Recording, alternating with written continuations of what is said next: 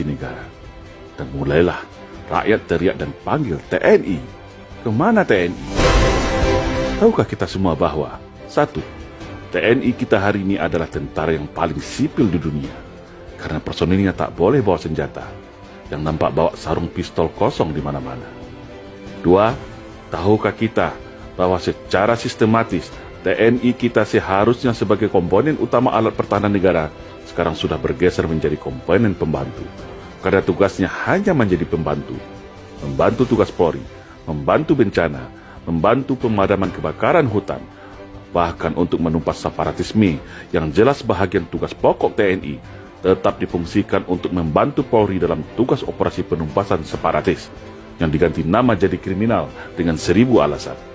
Yang komponen pendukung seperti komponen utama yang sudah jelas komponen utama TNI malah seperti komponen pendukung. Aneh bin ajaib. Yang ketiga, tahukah kita bahwa TNI kita hari ini sudah menjadi korban adu domba politik belah bambu antara TNI dan Polri, di mana Polri atas kebijakan politik dijadikan terdepan dalam implementasi konsep democratic policing. Sementara RUU Kamnas sengaja di-PTS-kan. Makanya TNI selalu berada di belakang Polri atau sebagai pembantunya saja. Yang keempat, tahukah kita bahwa jumlah Polri hari ini sudah 3 kali lipat jumlah TNI, alias 1:3, di mana secara anggaran pun Polri jauh fantastis di atas anggaran TNI. Tapi yang digemborkan kepada publik anggaran Kementerian Pertahanan yang paling besar.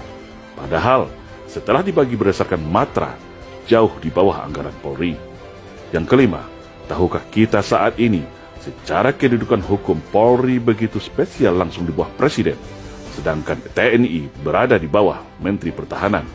Artinya, secara strata hukum dan jabatan, Polri setara dengan Menteri, sedangkan TNI di bawah Menteri. Yang keenam, tahukah kita bahwa sudah hampir semua peran TNI saat ini sudah diambil alih oleh polisi, termasuk peran pembinaan teritorial, cipta kondisi dan pasukan kombatan. Yang ketujuh, tahukah kita bahwa secara persenjataan organik hari ini Polri lebih canggih daripada senjata organik TNI. Senjata pasukan Densus 88, Gegana, dan Brimob, Polri lebih canggih daripada senjata Batalion Infanteri Raider sekalipun. Yang kedelapan, tahukah kita saat ini ada namanya istilah multifungsi Polri yang melebihi peran dwifungsi ABRI era Orde Baru yang dulu kita caci maki.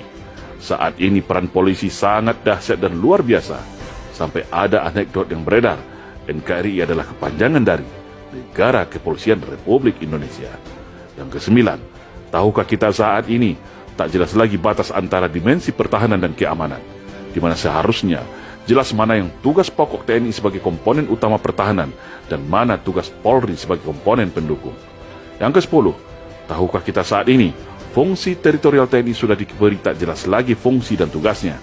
Padahal 49.000 babinsa seluruh Indonesia adalah mata dan telinga TNI dalam upaya cegah dini, tangkal dini terhadap ATHG, yaitu ancaman, tantangan, hambatan dan gangguan terhadap negara. Hal itu adalah termasuk dalam 5 kemampuan teritorial, tapi ternyata Babin Kamtibmas yang lebih berkuasa soal deteksi dan cegah dini. Maka terjadilah seperti hari ini, rakyat mudah diadu domba, tidak ada penengah. Walaupun TNI tahu siapa aktor dan dalangnya dalam setiap konflik sosial, tetapi tak bisa berbuat apa-apa karena terkunci oleh aturan dan tidak logis. Itulah yang disebut dengan serangan asymmetric war untuk melemahkan negara dari dalam. Yang ke-11, tahukah kita bahwa Panglima TNI hari ini ditunjuk oleh Presiden, sedangkan Presiden adalah bahagian dari kekuasaan politik. Bayangkan, apabila kewenangan politik ini disalahgunakan untuk mengkooptasi TNI agar manut dan tunduk kepada kehendak kekuasaan, bukan kepada rakyat dan negara lagi. Jangan heran kalau Pak Dirman tidak mau diatur 100% oleh Bung Karno soal perang gerilya. Jangan heran Pak Yani tidak mau diatur dalam soal pemberian senjata dari Cina untuk kaum komunis. Yang ke-12, tahukah kita bagaimana TNI kita secara kekuasaan politik tidak berdaya dan tunduk di bawah kekuasaan politik? TNI tunduk pada kekuasaan supremasi sipil, tapi anehnya dan kontradiktif, Polri yang katanya sipil bersenjata mempunyai pasukan kombatan, peralatan tempur mutakhir, sehingga di dunia boleh dikatakan Polri adalah polisi yang paling militeristik di dunia saat ini, sampai memerangi terorisme dan separatisme yang seharusnya tugas TNI juga diambil oleh Polri. TNI tidak punya kewenangan apapun, khususnya Angkatan Darat.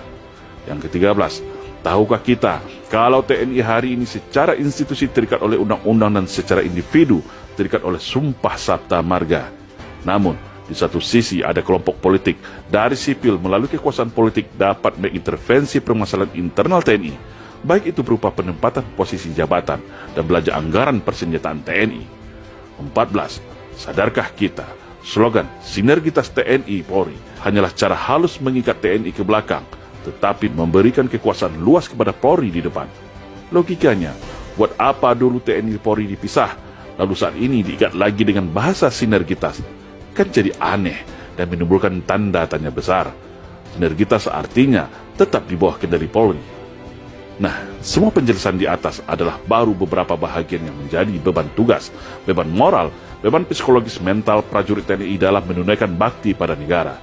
Sudah sangat jelas bagaimana upaya sistematis untuk mengekang TNI, melumpuhkannya, dan menempatkannya berada di belakang peran dan tugas Polri. Sungguh TNI ku sayang dan TNI ku malang. Ketika ada kejadian berupa perang, bencana alam, dan gangguan keamanan berat, TNI baru dipanggil untuk diperbantukan. Tetapi ketika itu berupa fasilitas politik, kewenangan dan sarana prasarana, TNI selalu diminta untuk bersabar, untuk banyak mengalah, demi slogan Bumi Pertiwi. Hari ini barulah kita sadar bahwa pelemahan TNI ini adalah bahagian sistematis dan pembalasan dendam dari para kelompok neo-PKI, agar mereka leluasa merebut Indonesia dan merubahnya menjadi negara komunis. Sungguh miris ketika tentara dibuat tak berdaya dan kalau bisa masuk barak saja dan jaga perbatasan. Namun ketika negara sudah sekarat, baru semua teriak dan panggil nama TNI. Ketika semua peran TNI diambil, lalu terjadi konflik polemik yang tidak terkendali lagi, baru panggil TNI. Kemana TNI? Yang enak buat Polri, yang susah dan berat baru TNI, yang disalahkan TNI, yang dipuja-puja Polri. Inilah yang dirasakan oleh para keluarga besar TNI hari ini. Dan itulah yang kita maksud sudah terjadi infiltrasi politik belah bambu untuk memecah TNI dan Polri.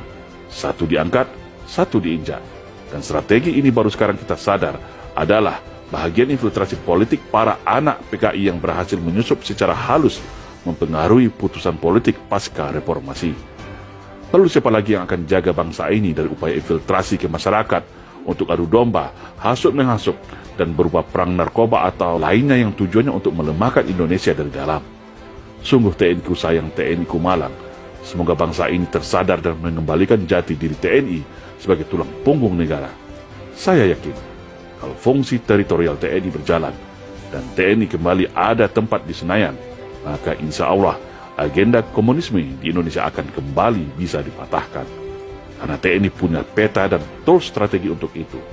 TNI harus kembali menjadi jati dirinya sebagai prajurit Sabta Marga yang berwibawa sebagai penjaga Garuda, pengawal Pancasila, garda utama menjaga keutuhan NKRI. Karena saya yakin, secara personal dan mayoritas, insya Allah TNI masih akan setia kepada Pancasila, masih akan setia kepada rakyat Indonesia sesuai sumpah janjinya setia kepada NKRI. Insya Allah, salam Indonesia.